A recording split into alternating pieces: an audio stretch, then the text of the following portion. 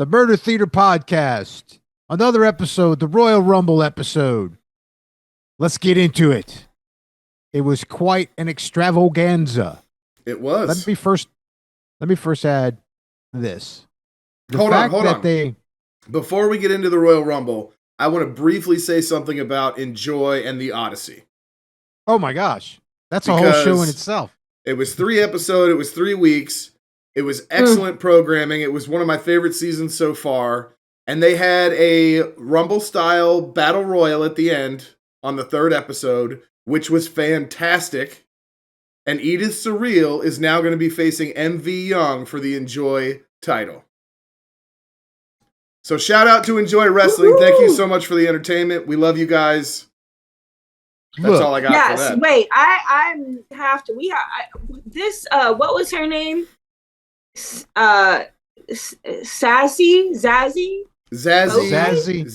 Boatwright. Zazzy Boatwright. Yes. That lady, or they them maybe is their pronoun, was so fun. Yeah, I think every performer killed it, but Zazzy was something else.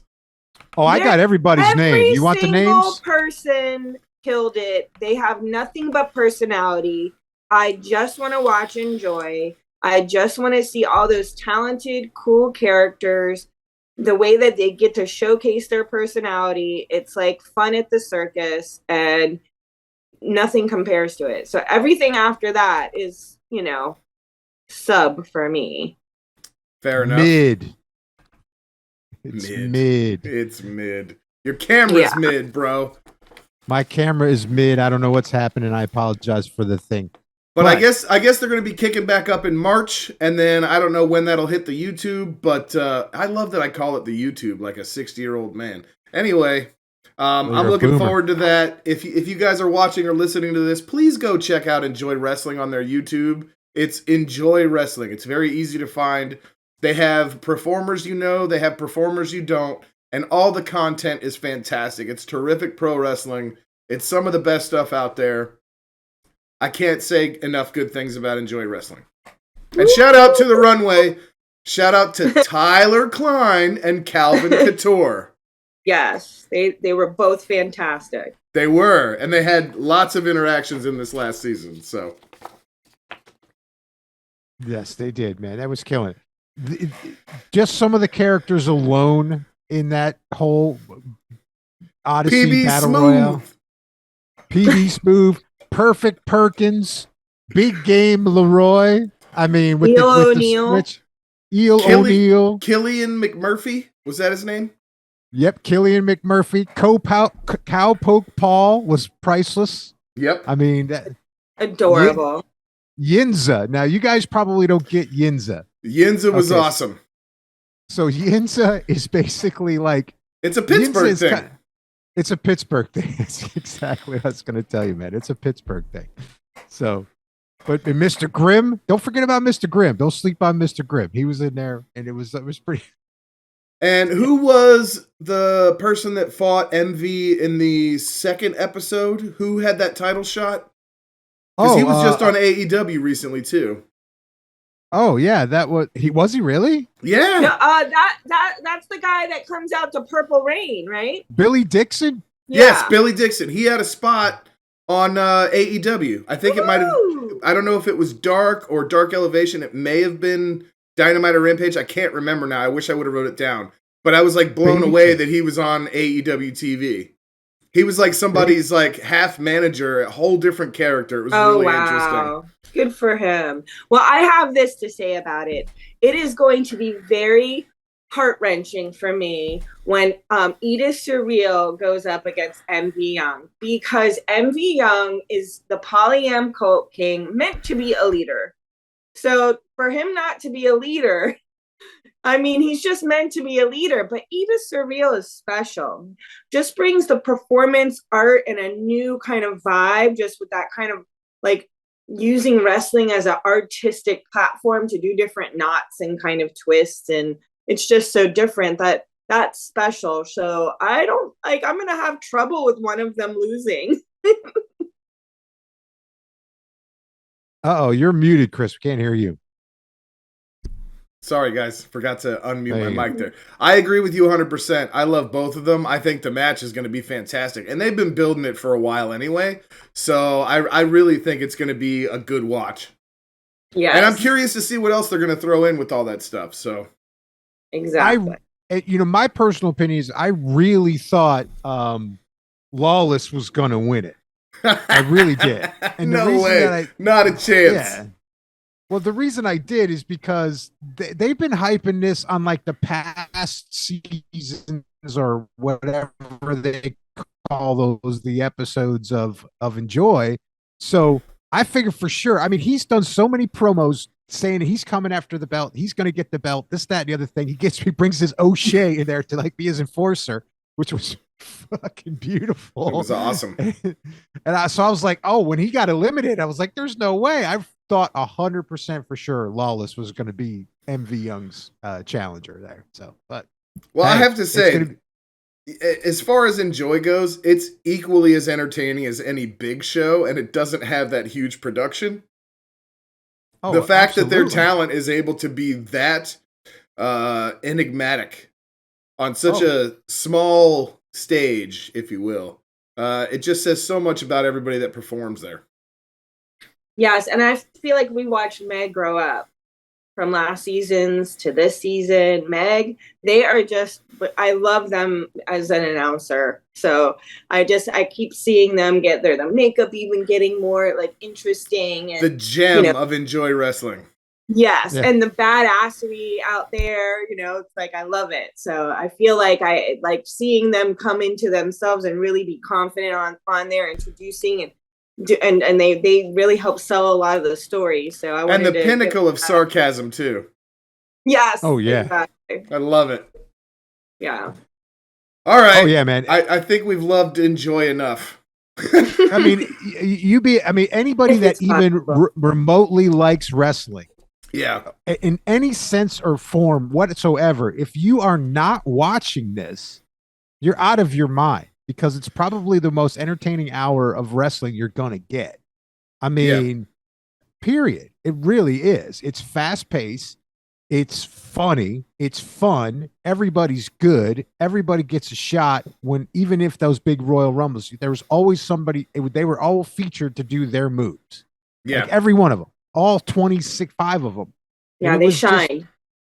And it was great. And if you're not watching it, you've lost your mind. You got to go watch it. It's great. I mean, I'm ready for a road trip. I've lost my mind and I watch it, so there's no excuse. Well, then there you go. Fair enough. All right, man. We had a lot of stuff go down at the Rumble, guys. A lot of stuff. Tons of stuff. A lot of stuff I was looking forward to. Finally, we got some answers. And a lot of the stuff that was building sort of played out. Now, neither one of you has watched a Royal Rumble in a very long time. Rafe, you may have seen some back in the day. What did you guys think of the Rumble as a whole, as a show? Go ahead, Tammy. Too much. Too much. Too many. Too much? Too long? Yeah, 5 freaking hours. That the first one, I'm serious. The first one was epic. It should be its own thing, and that's that. And we won't get into why we have to separate the men from the women. But it was like, I think each Rumble is its own like extravaganza, and I think like adding all this other stuff, it's like, come on, like that was so, I had to watch 30 different people. Okay. I can't remember the rest of you, it's like, and then to do it again with women, it's like, then we had to do it again in the same night. It's too much. I like the Royal Rumble as a concept, though. But I just think each one should be its own thing. And really, we know it kind of can get clusterfucky a little bit here and there. But they did a good job of napping at the side of the ring when they needed to. But they napped a little bit too much at times, whereas Enjoy was more fast-paced, which I appreciated. But you get to, everyone can come out. That's the benefit that I see. Like, I don't watch WWE like you all. I'm more watching other things. So like, I know that's not normal, but it's just what it is. And So I don't know everyone. So for me, it was good to get a little taste of a bunch of people that I knew about half of those dudes. So the rest I didn't know. So it was kind of cool to see them for a minute so I can see who I'd like to go back and look. For example, the guy that does the worm. Otis. Otis is great. Otis. I love Otis. So that's my sum up. Speaking of Otis, I'm really glad they're starting to get some of his old character style back in. He's doing that, oh yeah! And he's doing the worm and all that stuff. I'm really excited to see Otis kind of not just Chad Gable's flunky. I think it definitely helps with his character and getting his following back and everything. Because he was doing great before all this stuff started with Chad Gable and the Alpha Academy and all that. Not that that stuff is bad. I actually do enjoy that stuff. I think Chad Gable could be doing something better, and I think Otis could be doing something better. But yeah, so the show as a whole is definitely very, very long. I mean, we're talking about way too many hours. I texted you guys earlier. They really need to split the Rumble up over 2 nights like they do with Mania, because there is so much content. Or they just need to do both Rumbles and have that be the pay-per-view and not add all those extra matches and extra stuff.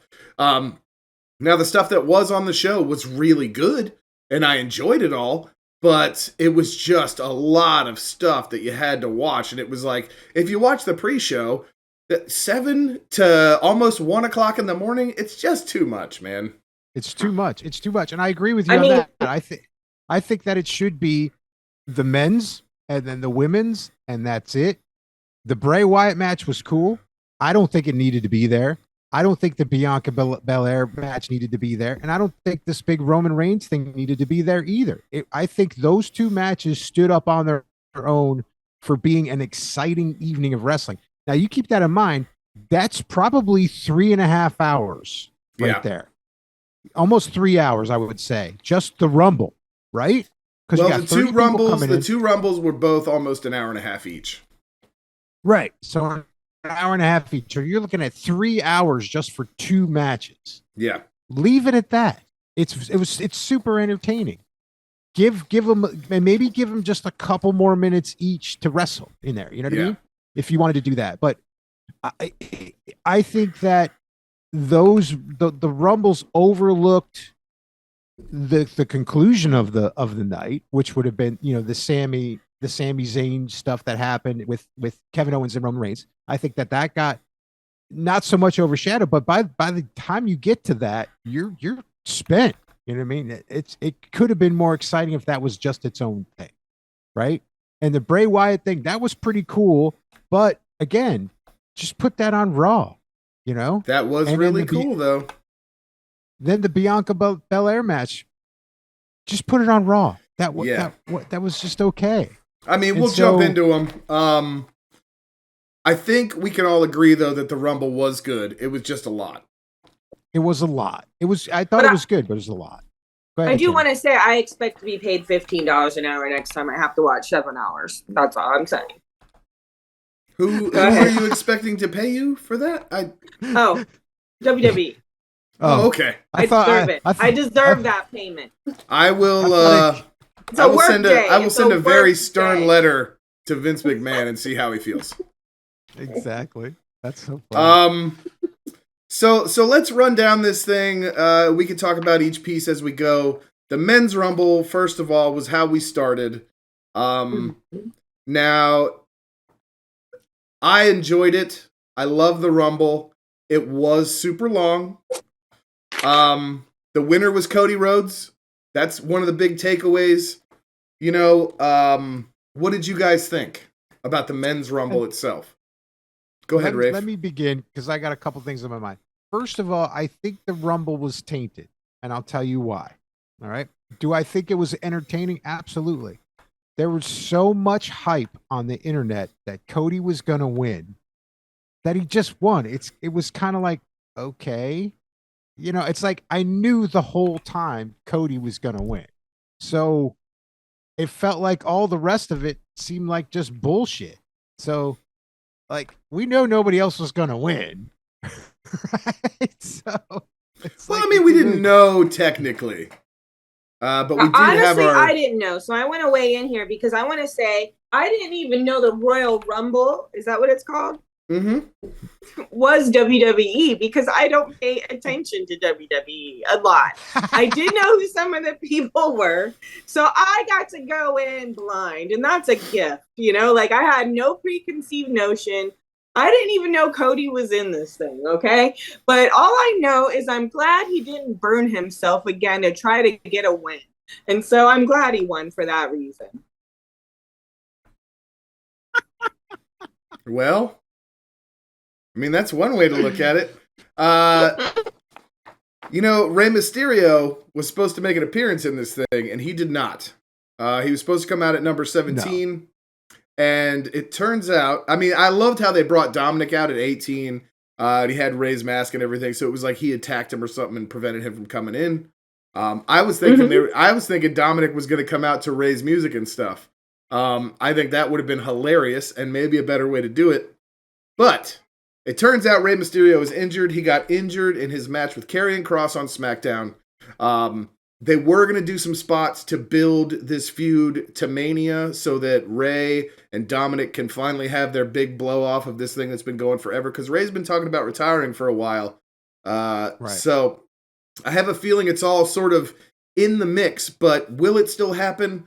Probably. I mean, we've got a little over 2.5 months, I think, until Mania happens. So we've got plenty of setup until then. But it was a shame that he didn't get to come out and do his thing, and I wish we could have had whatever build they had planned. I really do too, because Tammy's only seen Rey maybe once or twice, and I think that he would be the forerunner of one of her favorite wrestlers, just knowing her tastes in wrestlers. And I'd play him on the video game all the time. Oh yeah, she beats the shit out of Riddle with him all like for an hour. I guess I just like wrestlers named Ray that are luchadors. I have a type in wrestling. Reefer Ray. Reefer Ray is one of my favorite wrestlers. Yeah, Reefer Ray is a luchador. Hey man, it's Reefer Ray. He's my favorite one. Hey, it's Reefer Ray. Hey. It's Reefer Ray. Hey. That's what I got to say. I got a question for you guys. Who was your favorite performer in the Men's Rumble? Tammy, why don't you go first? Okay, Brock Lesnar. Lesnar? Really? Yep. I was shocked. I would not have expected you to say that. Really? Neither did I. Yeah, well, he came in, he kicked a bunch of ass, he was creating all kinds of fun, entertaining mischief outside the ring. He strong, he had energy, and I enjoyed him a lot, and I thought he gave his all, and I think he could have really won it. I think a couple years ago, you would have hated him, because this new character that he's got, where he's like sort of half babyface and kind of fun, makes him so much more enjoying to watch. I love that you picked Brock Lesnar, though. That is so left field. That's fantastic. What about you, Rafe? I got a tie. I liked Sheamus. I thought Sheamus was cool because he lasted. But I got to give it up to Gunther just because he was an Iron Man and he made it through and he was beat up and he was kind of keeping things going and he was still staying in the mix and kind of running things. I could see why they paired him up at the end with Cody. You know what I mean? Because I thought that was a good matchup between the two of them to finish out the whole Royal Rumble. I mean, I think MVP of the Royal Rumble right there is Gunther for me. I think that's fair. I also enjoyed Brock. I also enjoyed Gunther. I would have picked just about anybody for this match because I think everybody in the Rumble this year did great. I've watched so many Rumbles and I've watched so many with like botches and bad spots. And we did have one big botch that was very obvious was when Kofi hit that chair. He was not supposed to hit the floor. Kofi is known to have all these crazy spots where he gets almost thrown out and then gets to come back. Tammy, what are you doing? We don't know. Anyway, so he hits the chair and immediately hits the ground. Why they thought he should use one of those chairs, I don't know. I think it was a terrible idea. But had Kofi been able to pull that off, I think it would have been fantastic. It would have, because they kept trying to do it at the announcers table. They were trying to hype it. They were like, "Oh no, his foot's not on the ground. He didn't have both feet on the ground." And then all of a sudden, they just took him out. I was like, "Ah, shit, that kind of sucks." Because I know what you mean by him. He's like such an acrobat that he could have like made it through there, and that would have been pretty cool. Yeah. So, but what can you do at that point? It's like he's out. He's out. There was enough other people to look at that particular time to where you didn't have to pay too much attention to what he was doing though. But yeah, that was pretty fun. So, go ahead. I will say this, considering the fact that Kofi was probably he was probably supposed to have a lot more spots in this thing, you didn't even notice he was missing. No. The action was so good, all the wrestling was so great, everybody did such a great job covering for whatever was missing. I just enjoyed the hell out of it. I do wish Cody had come in a little earlier. The fact that he came in last and then won the thing was kind of like, you're not really building his character right now. And did you guys notice that he's still kind of puffy and sort of red in his pec? Yeah. Like, man, oh yeah, that injury is not going away. No. Did you read the news? The news was that he got cleared that day. That day, he got cleared. So he was up to the wire to get cleared to be able to wrestle. I wonder if maybe it was like an emergency clearance, like, hey, look, we know you probably shouldn't go out there. Maybe that's why they put him in at 30, because he really couldn't do much. Tammy, what are you doing? We don't Why are you hiding? Stop. So we've been over the men's rumble. We've gone over our favorites. Wait. We didn't do surprise entrant into the. I want to know who surprised you the most, Tammy, that came into the men's Royal Rumble. Anybody surprised? It's not very exciting.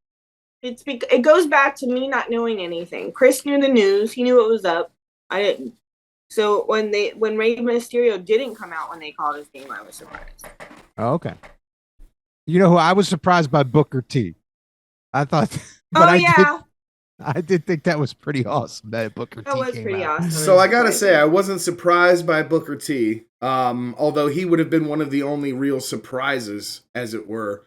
But I was super excited because I kind of had a feeling Booker T might be involved. It had been circulating online a little bit, and it's in Texas.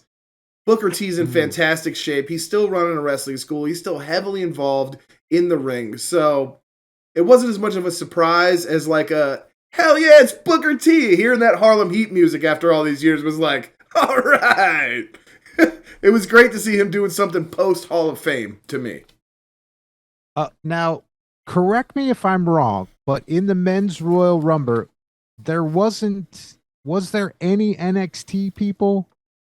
Let me look at the list, because Santos technically has already been called up. Right. Montez Ford, no, he's not. Damien Edge, no. Austin Theory was NXT for a while. Yeah, but he's not anymore. He's been showcased for a while on the main roster. No, we didn't. Right. We didn't have any NXT call-ups for the Rumble, which is interesting because we had a couple for the Women's Rumble.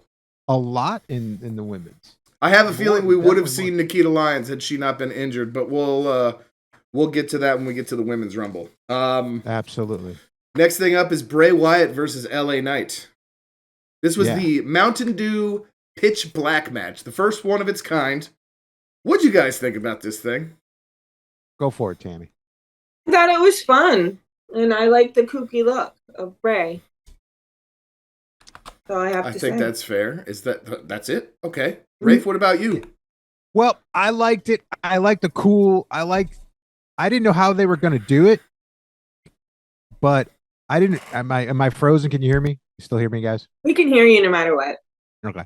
So I liked the cool neon colors. That was pretty dope. I liked Bray Wyatt's evilness and the way he had the makeup done. I thought that was pretty dope too. It felt like an almost squash match. Does that make sense? Like it was like a squash match, but it really wasn't. So the guy put up more of a fight than normally you would get a squash match to do. And then the shit where Uncle Howdy just bailed off of that top thing and smashed right through through the floor on him. I thought that was an awesome thing, and I'm obviously that's setting up a lot of shit. So that's pretty cool. Yeah. So Well, here's the thing about the stuff with LA Knight and the squash factor of it.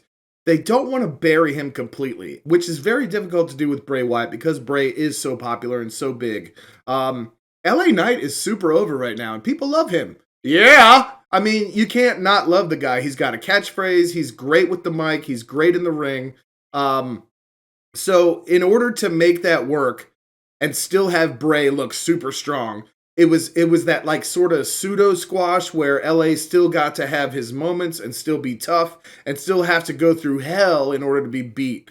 And the thing at the end with Howdy and all that stuff was just like a nice little touch on it. I do wish they had done the Alexa Bliss match with Bianca first prior to this so that we could have had a little involvement with Howdy and Bliss and all that stuff and maybe some Bray. I feel like that could have been reversed. I don't know what the original plan was, but they did all this build for Alexa as this Bray Wyatt sort of influence thing just to not blow it off at all. I mean, it was just sort of like, yeah, forget it ever happened. But the stuff at the end with Howdy jumping off the platform, and then we get Huskus and Ramblin' Rabbit and kind of the Firefly Funhouse crew up there. I really enjoyed that. I saw a bunch of people online talking about, oh, Howdy missed LA Knight when he jumped off the platform. I don't think he was intending to land on him because we didn't get a good camera angle of it. They knew that spot was dangerous and everybody was safe, but it still looked awesome. And the fire and stuff was fantastic. Yeah, dude, it was a cool segment, man. I thought the whole thing was cool. It sets it up for that, for them to be all evil and crazy and that Five Nights at Freddy look to them. It's like it's fun. As far as all that goes, the colors and the blacklights and everything, that's the first time I've ever seen a match like that outside, or I should say inside of WWE. I thought it was really creative and unique. And Bray looked like a freaking monster, man. He looks super he was so cool. Fun looking, yeah. I thought it was. I loved that whole look, that whole creepiness. That was my favorite part. I loved the theatrics of it all. Right. So that, and like you said before, it's like it makes it feel like that Alexa Bliss match was just there, try to set that up a little bit more. Because Did you say that? I kind of like alluded to it, and it was like, so I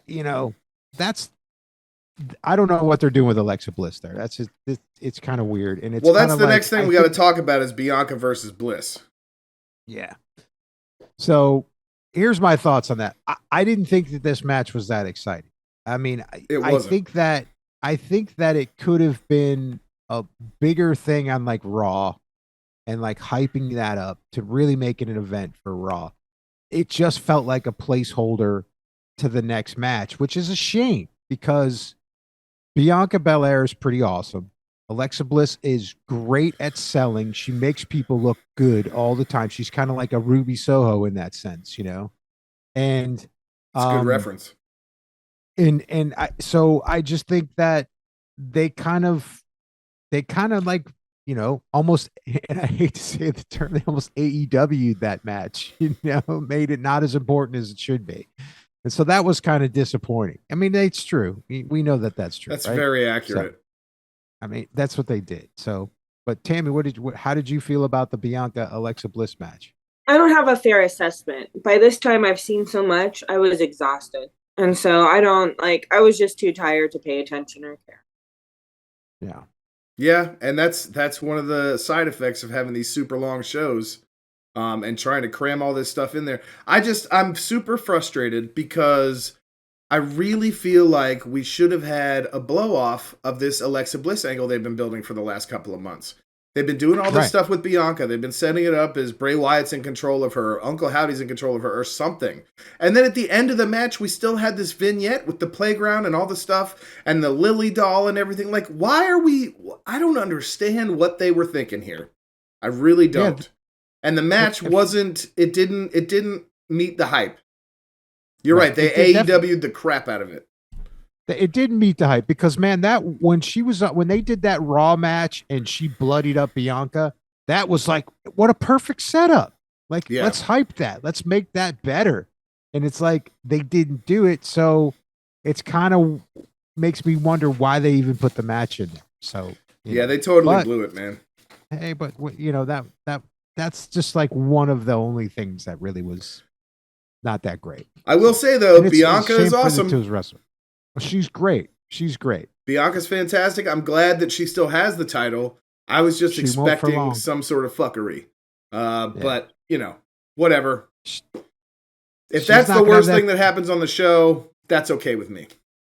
Yeah. She's not going to have that title for long. I can tell you that because Rhea's going after that one. Well, she's had it for a while. So, I don't know, man. I really think Rhea might go after Charlotte. Yeah. They've had a history, so I think she might be looking for her revenge.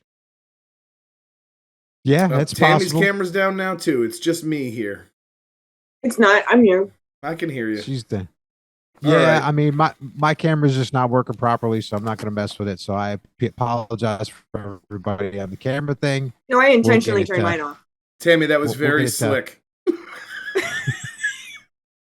I'm going to turn my camera off, and when I come back, it's foggy. Right? You lighting an incense in there? It's YouTube friendly. All right, so that brings us to the Women's Rumble. Women's Rumble. What did you guys think of the Women's Rumble? Am I going first? Yeah. Sure. All right. I don't think I have as extensive notes as y'all about it, but what I will say is that there was more theatrical gimmicks here that I enjoyed. Okay. For example, the one person that came with the creepy car, and the person that came out from the audience, and I thought that was more entertaining. So I liked that. So yes, I mean that's what I thought overall. It was more entertaining than the men's, but with no sacrifice on the quality and strength of the wrestlers. Did anybody surprise you? Any entrant surprise you? So I don't watch it enough to be surprised about anything. I thought they tried to do that nice little surprise with the girl that maybe kind of might have retired and was wearing Uggs in the crowd with her daughter. That was cool. Michelle McCool. That's the Undertaker's wife.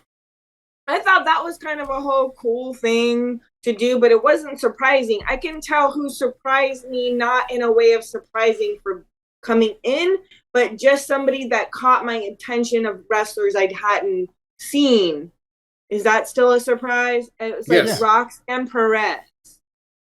I thought Roxanne. came out with a lot of energy and Current spark. NXT Women's Champion. I was like, oh, that's surprising. I like her energy. And I know she was early on, but I was like, I like her. And I liked Pippin a lot. And so I hadn't seen Pippin before. Piper Niven. Piper Niven. Piper Niven? Formerly Dewdrop, formerly Piper Niven before that. They changed her name to Dewdrop for some reason, which was really dumb. And now she's back with her old character and gimmick. So yeah. It's confusing. But whoever she is, I liked her a lot. I'm so glad they brought her back her regular name and stuff. Yeah, I liked her. She was a surprise because I hadn't seen her before. So when she came in, she seemed different. So I don't know. That's about it. Those were my overall. It was more theatrical and entertaining while still being strong in wrestling. And those were like people that caught my attention. There is somebody else that caught my attention, which was Zayling. Yeah. Xylee. Because I was like, wow, that person caught my attention. They just came in the ring and like immediately went on someone's head and flipped them. Yep. That was really neat. So those were my takeaways and my surprises. Right. Rafe, how about you, man? All right. This is going to be a very controversial, but I am calling it MVP of the Women's Royal Rumble. And I'm going to tell you who it is right now. And I'm sure a lot of people are going to disagree. Liv Morgan was the MVP of that match. I agree. Period. I agree. I'm surprised. She killed it. Because she kept it going, sold the moves, pulled it out to the end, made everybody look good, even the inexperienced NXT people, even some of the ladies that got a little bit of ring rust on them. That we haven't seen in a long time come into that ring.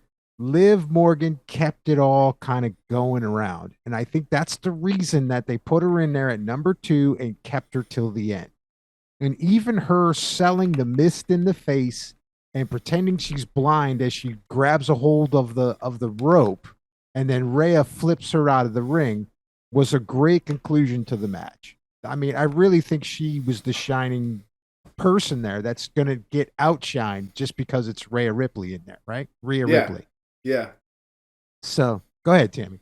There's another reason why she's getting outshined. She has a generic name and a generic look. I can tell you I barely know who she is. I vaguely know she was wearing pink and had blonde hair because there's a bunch of them. They all look the same. They all have the same vibe and character, and they all have names like that. Like Ashley Rose and, Faye Lynn and all these kind of things. And they got blonde hair and a couple color streaks in it. And they got slight, like, innocent harness people. Shit, we know you don't know fucking kink for reals, little babies, okay? So, you know what I mean? It's like, stop that shit. It's homogenizing them. So if somebody, like, I can only barely, like, have a caricature of who she is. Let her be her. Stop dressing everybody the same. Don't dictate that shit to them, because I should be able to pick her out in a lineup, and I couldn't right now. To be fair, Liv Morgan used to have a very Harley Quinn-esque gimmick. She was part of the Riot Squad. She used to always have a blue tongue. She always sort of had like kind of a tattered glam look. Whereas now she does feel very generic. She feels very WWE.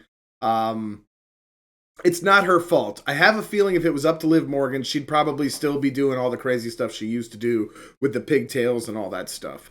But she really did do a fantastic job. And I think anybody who's been watching WWE for a long time will understand that Liv Morgan has had tons of detractors and people saying she doesn't deserve to be where she is. She didn't deserve her title run, etc., etc. I think her role in this Rumble proved the opposite. I think that she showed out big time and absolutely deserves 100% all the accolades she's had so far and some in the future. Agreed. I think you're right, Rafe. She was the MVP. She surprised the hell out of me last night with how much that she was able to do in that match. Yeah, man, absolutely. She kind of was like almost like the ringleader for everything. Yeah. And I just thought that was really cool. And I was like, I was very surprised. And like the cool part is I got to watch it, I watched it last night and then I watched it again with Tammy. And I thought that last night, but then I kind of focused in on her when I was watching it again. And I was like, yeah, man, she's kind of running this. She's running the ring. She played such a large part in that Rumble. She did. And another standout for me in this one too was Zoe Stark. Zoe Stark was really putting the moves out there. I thought she was shining. I think she's going to be getting pulled up from NXT at some point. Just because I agree. She fits in with that mix really well. She executes her moves really well. She didn't ever hesitate, even with all those people in the ring. You saw some people kind of hesitating because they didn't want to hurt each other. I mean, that just kind of you get mixed up with that stuff. But she kind of had the coordination to really pull her moves off and still make everything look smooth. And I think she's going to be a future star in all of this too. So yeah. But yeah. Go ahead, Tammy. So but then that Nia came and took care of everything. Yes. So yeah, you know what? I want to talk about Nia Jax too. Badass and badassery. That was the shining moment right there. Well, here's the scoop on Nia as of right now. She was released last year, I believe. She wasn't planning on coming back. She may have been released early 2021. She did not want to come back. She finally came back for this Rumble. She is not, as of yet, under a new contract. So that may have been a one-off deal. Nia Jax is a controversial person. She has been involved with a lot of other performers' injuries, which is why when she was released, so many people were kind of like, oh, okay, I'm not as upset about that one as I am most of them. Whether it's just or unjust is debatable.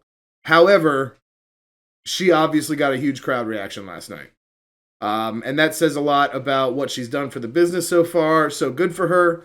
Outside of her, I was pretty shocked to see Chelsea Green. Not so much see her debut, because if you've been paying attention to wrestling rumors and news and all that, she obviously signed her contract. I was surprised that she got eliminated so quickly. You would think somebody fresh signing a contract, hey, I'm coming back, yeah, it's going to be huge, and you get eliminated right off the bat. Not good for Chelsea Green. No, it wasn't. That was kind of weird, man. I was just like, okay. Yeah, but it was fun. It was kind of fun, but it was like Rhea was just like, all right, I'm just cleaning up this mess. You're out of here. You're really no competition for me. But that was kind of lame for her. It really was kind of sad for Chelsea Green. Like, I hope that that's not a sign of the future for her, because she's great. She's awesome in the ring. She's good on the mic. We've seen a lot of her over in various different companies in the last couple of years since her previous release. I hope they treat her right, man. I can tell you one thing: Matt Cardona's not going to come back if they don't treat his wife well. But this could be good, like, as a rivalry for Rhea. Like, they could be elevating her to have such a strong rival. It's possible. Like now she could really have a vendetta because she did that on her comeback moment. It's possible. That's very true. Now, one other thing, I don't want to overlook Asuka. Asuka killed it too. Yes, she really I was going to get to that. And Asuka is back with this Japanese gimmick she used to have when she was Kana. They've sort of been alluding to that. She's been alluding to that on social media. We kind of knew it was coming. I loved her makeup last night. The makeup was perfect. I don't know if you guys saw any close-ups of her Instagram stuff or anything, but the makeup was, it not just was this, like, the design was cool, but like the blue and stuff had all these kind of metallics in it, and it was sort of a whole thing, man. And it was great to see her sort of being herself, I love that she gets to kind of go back to her roots, maybe, without having to leave WWE. Mm-hmm. Absolutely. Yeah. And she's a killer. You know what I mean? That Japanese strong style is no joke. No, not at all. Yeah, and in conclusion, Rhea won it, which she deserves it. Well, she absolutely deserves it. She's a star. She's been. She was the first one out. Yeah, she was a good one to be the Iron Man in that one, to last forever on it. So because she's in such great shape, and the fact is that she's all over the place as far as her popularity. It's like everybody loves her, and all the kids love her. I mean, they show all the interactions that she has with the fans on the TikTok clips through WWE. She's really built herself into being a star, which is really cool. So it's her time. It's her time. Whether she takes it from Flair or she takes it from Bianca, it's going to be her time. I still have a feeling it's going to be Bianca. I don't think they're going to take it away from Charlotte right this quickly. I mean, she just got it back from Rousey. They got, who knows what's going on with that whole story with Rousey. I mean, obviously she didn't even make it in. Well, it sounds like she's jumping into tag team wrestling now, so we'll see about that. Okay. If she doesn't leave. Right, if she doesn't leave. So, but again, Rhea deserves it. She's killer. Bottom line, she's going to be the champ, and she's going to have a good championship run going through. So, kudos to her. Yeah, and so Tammy, you alluded to a few people that you enjoyed in this match, but if you had to pick one as your favorite, who was your favorite in this match? We already know who Rafe's was. Kind of know who mine was, and if you don't know, it was freaking Rhea Ripley. Mommy is mommy, and that's it. Nobody else can touch her. That's my opinion. Tammy, what did you think? Well, I think your opinions are wonderful, and they deserve those, but I picked Pippin. Piper Niven.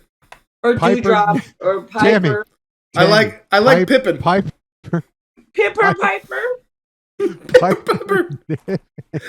Piper picked a peck of pickled peppers. Hey, all right.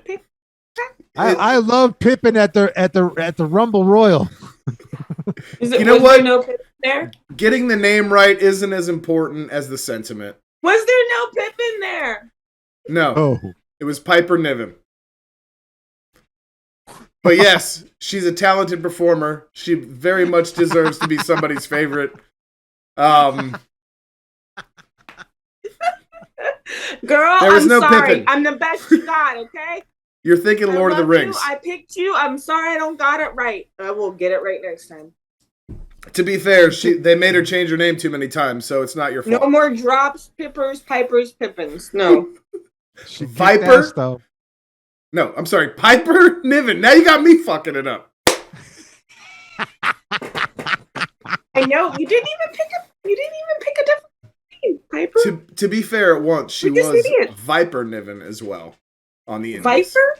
Yeah, but that's we're not even. Don't even. Were you a snake? Don't let that into your brain. Don't let that into your brain.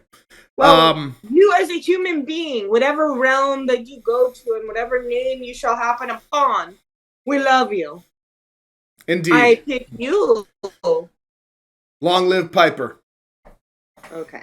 Piper Niven. Also Roddy Piper. Yes. Also Roddy Piper's daughter now. She's in NXT. We've covered everything except for the main event. The main event. And to close this Scheduled show, for we had Kevin Owens versus Roman Reigns. What a match. Now, we're not going to talk about the post-match stuff until after we discuss the actual match, because I think the match was good enough that it deserves its own little piece. What do you guys think? Tammy. Well, I don't think I'll have a popular opinion. Oh. But mixed. I have mixed feelings. Most of my feelings are positive. Great wrestling, very exciting, but I hate this very the ref didn't see it fucking bullshit. I do not like it. I've seen it too many times. You're supposed to be like the creme de la creme of professional wrestling, and you're relying on old gimmicks to tell your story.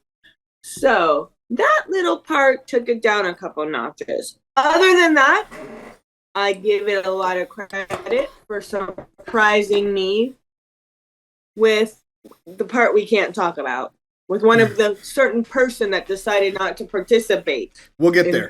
Certain things. We'll get there. But the match itself with KO and Roman. That because I like a good twist. I like the theater. That's why I like this. So I loved a good twist, and I really enjoyed that. So, most of this was pretty elevated for me as far as storytelling, drama goes, the characters involved. It was very big. And then, it was very big. And for a big thing, I could see how people would eat it up and how wonderful everyone would think it is. But you still have that one gimmick that I feel like I wish people could open their brains to creativity more. Because it's like, I already knew what the fuck was going to happen the moment the ref didn't see it. We already know now the rest of the script. Be better storytellers. Other than that, mwah to the wrestling and everybody selling what they were selling. All right, fair enough. Rafe. I've got a picture of Liv Morgan here. Liv Morgan, what did you think? I'm a little bit in agreement with Tammy because it's like the ref didn't see it. They knocked out the ref. It's a little bit of a trope, and okay, cool. As far as the physicality of the match and the battle back and forth, I really like the battle back and forth between it. I like KO a lot. I think I like KO more than I like Roman Reigns. Roman Reigns is just okay to me. I know everybody loves him and he's the greatest. And the internet is going to destroy us for that. Probably, but it's just I can take it. Roman Reigns. Okay, great. That's cool. It's just like I like That's KO fair. Better. Thing, so they can have KO is better for me, in my opinion. I like KO personally. I like KO better. Whether he's technically better than Roman Reigns, he great. Is. I mean, he seems to be. He sells the shit better. He's got the better moves. It's just he's the harder hitter. I liked the way they went back and forth, and I like that he's a very, very good challenge to Roman Reigns. I don't like the fact that he lost. That kind of upsets me. I don't like to see KO win, but in this scenario, it wasn't really about that. So obviously, we found out at the end. So I will say this about the match itself. I agree with the whole ref thing and all that. However, it does fit the story. It fits Roman's character. It fits the bloodline storyline. This is what they've been doing for 2.5, 3 years. Cheating to win, making it work, making it happen. The idea here is that Roman Reigns can't win by himself, but somehow he's managed to stay the champion forever. And the bloodline has been what has gotten him there. Now, with that being said, I love Kevin Owens probably more than any other men's talent in WWE. Something about him just resonates with me really well. Like, I feel like I can relate to him in a way that I can't with most of their roster. Everything from his theme, his look, all of it. It's like if I was a professional wrestler, I'd probably be Kevin Owens. You know what I mean? He's got every piece that I like that feels like it's me when I watch him. Granted, I can't do anything that he does, but if I was a wrestler and I could do it, I'd want to be Kevin Owens. So with that being said, I was disappointed he didn't win. However, I didn't expect him to win. No.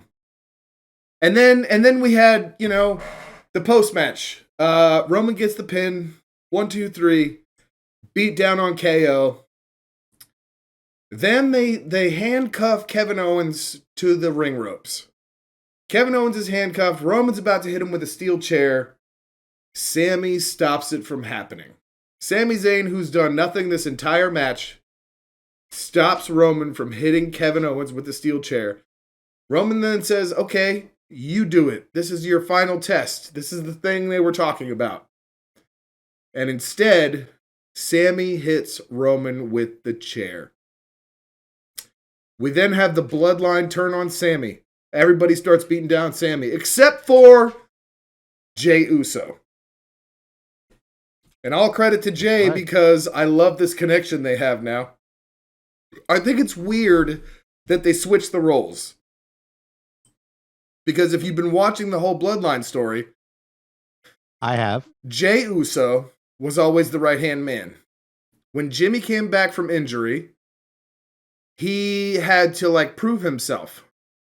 And Jimmy was Sami's dude in the bloodline for the longest time until very recently. And Jey finally accepted him. And then last week, of course, we had the trial, the tribal court. Tribal court. Jey was the one that stood up for Sami.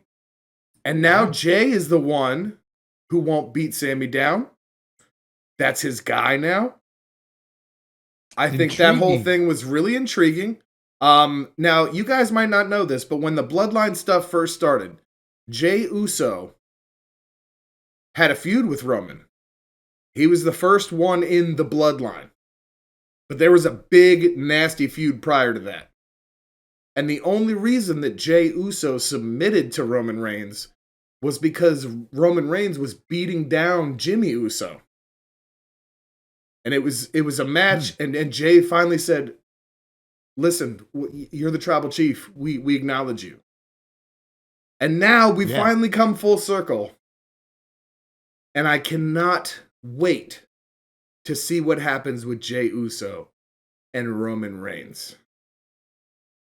Yeah, I know that's intriguing because the one a couple of the episodes I caught of Raw and that interaction with Sami, Jey hated him. Jay's like, I don't trust him. Blah blah blah blah. Didn't want him on his side. The whole 9 yards. So you thought for sure 100% the minute that Sami turns that Jey was just going to flip out, and he didn't flip out, which is really cool.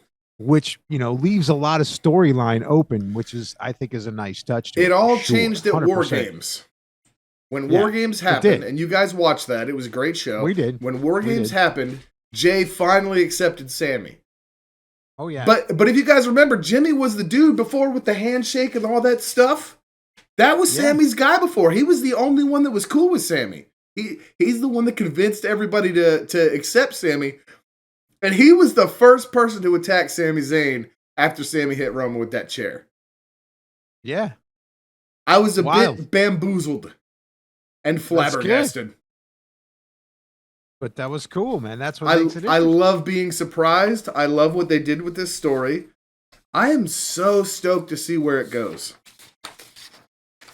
Me too. And I'm curious to see if KO and Sammy like put everything aside that have all happened and kind of of course they will, and do some tags.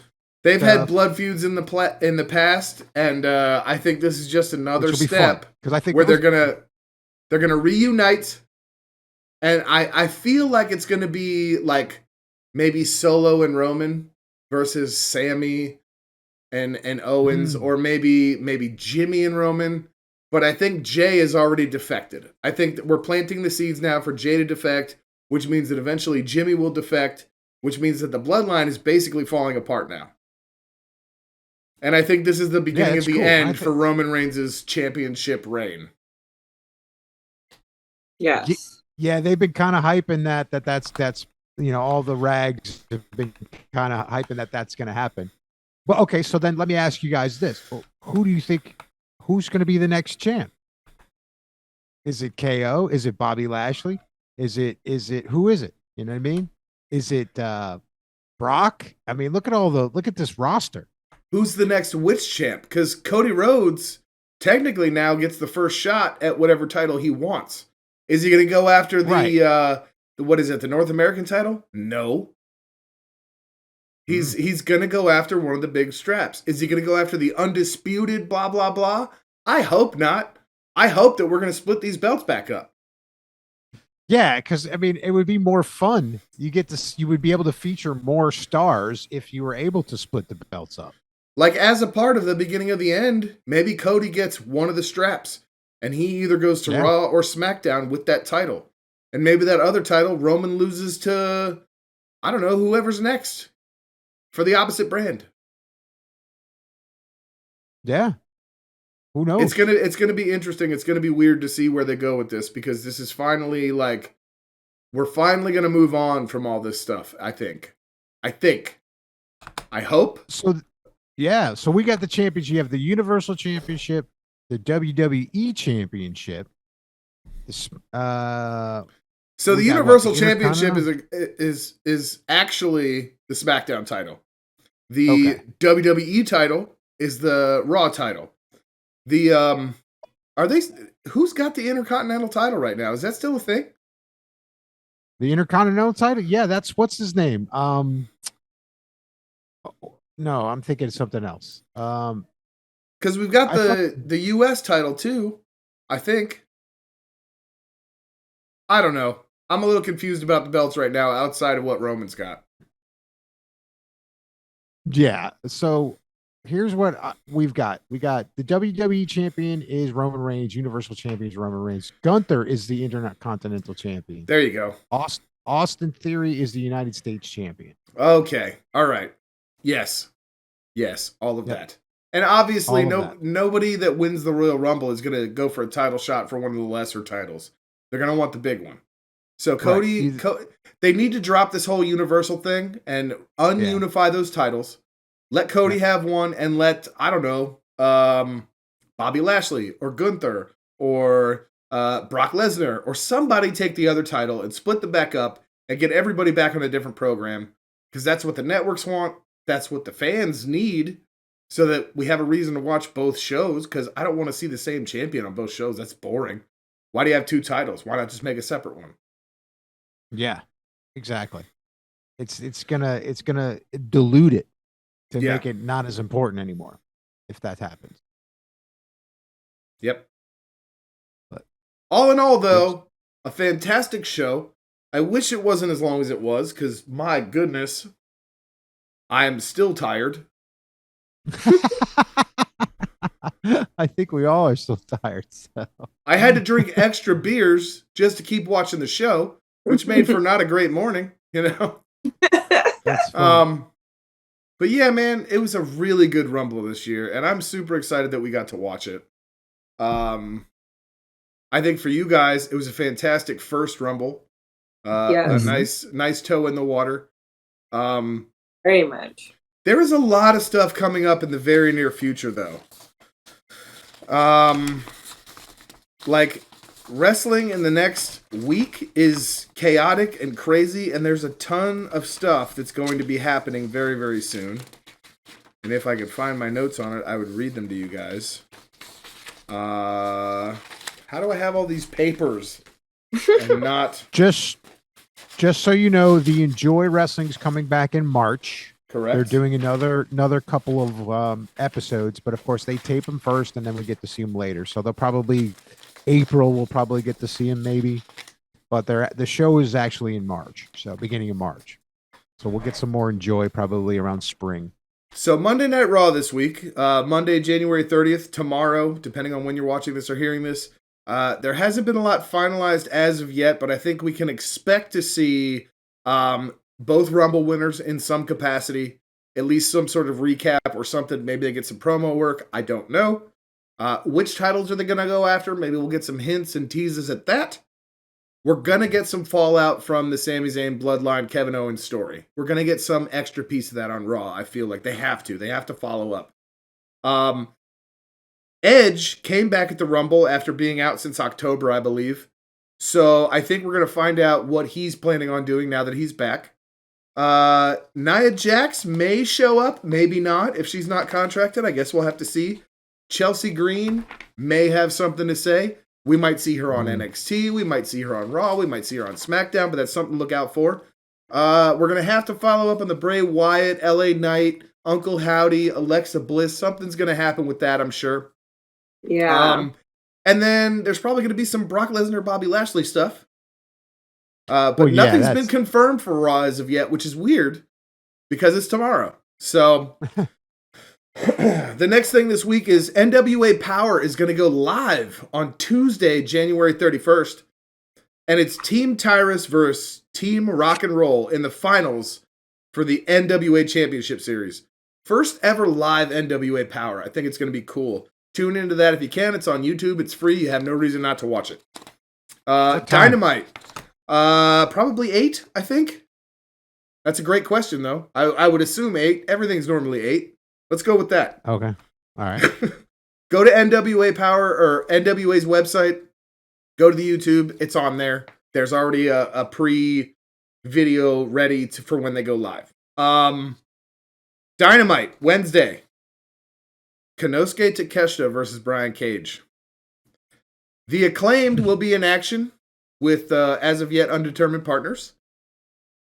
There is a TNT Championship match with Darby Allin and Samoa Joe again. That's going to be good. We've got Jon Moxley versus Adam Page for the third time in this blood feud that they've been having. We've got the TBS Championship match with Jade Cargill and Red Velvet, which was set up the other day. Jade's going to win for sure because she wins everything for no reason. And we've got Bryan Danielson versus Timothy Thatcher. And you guys probably don't know about Timothy Thatcher, but let me tell you, the man is a shooter, and him and Bryan Danielson is going to be a terrific in-ring match. All right. Well, I'm looking forward to that. Then we've got Impact Wrestling on Thursday, February 2nd. We've got the Bullet Club, which is, well, it's their representatives in Impact. It's Ace Austin and Chris Bay versus Kushida and Kevin Knight, which should be great. And then the other thing that's confirmed for that show is Giselle Shaw versus Savannah Evans. I think it'll be good. I love Impact. I love what they're doing lately. I love their women's division. I love the stuff Bully Ray's been doing over there. It's fantastic. Tune into Impact on Thursday night, guys. And then SmackDown, we do have some stuff confirmed already. We've got the finals of the number one contenders tag team tournament. And it's Braun Strowman and Ricochet versus Imperium. So I don't know how you feel about that. I don't know. And then we've got Charlotte. Fun. We've got Charlotte Flair versus Sonya Deville too, which should be pretty good. Yeah. And then Rampage. I don't know what's going on Rampage yet. I haven't seen much for that. But this coming Saturday, NXT Vengeance Day, right here in Charlotte, North Carolina. Roxanne Perez versus Gigi Dolan versus JC Jane. That's going to be killer. Braun Breaker versus Grayson Waller again, but this time in a steel cage. Well, that would be fun. Yep, we've got Wesley versus Dijak, which I'm looking forward to because I love Dijak and Wesley's awesome. And that's for the North American Championship. Then we've got New Day versus Gallus versus Pretty Deadly versus a undetermined tag team. So it's going to be a 4-way tag match. Yeah. Yep. And that's going to be for the titles. And then there's Apollo Crews versus Carmelo Hayes with Trick Williams in a 2 out of 3 falls match. That might be pretty good. And then the final thing for that's been confirmed so far is Fallon Henley and Kiana James versus Casey Catanzaro and Caden Carter for the NXT Women's Tag Titles. Then we've got tons of stuff in MLW, GCW, and like a billion other independent promotions. If you're not watching independent wrestling, I don't know why you pretend to be a fan of wrestling in the first place. There's so much good stuff out there outside of WWE, outside of AEW. The stuff on TV is not it, folks. There's plenty more to see out there in the pro wrestling world. And sometimes you will find stuff that is much better. You'd be surprised. Hallelujah. And go check out your local indie wrestling promotion as well. Because they need the help, they need the support, and they work their asses off. Hallelujah. Amen. Amen. For sure. Fantastic show, guys. It's been so good catching up with you and talking about all this stuff. I'm looking forward to the next podcast. I don't know what we'll be talking about, but it's going to be good. We'll get there. All right, man. From all of us here at the Murder Theater Podcast, everyone have a great night, and we'll talk to you soon. Peace.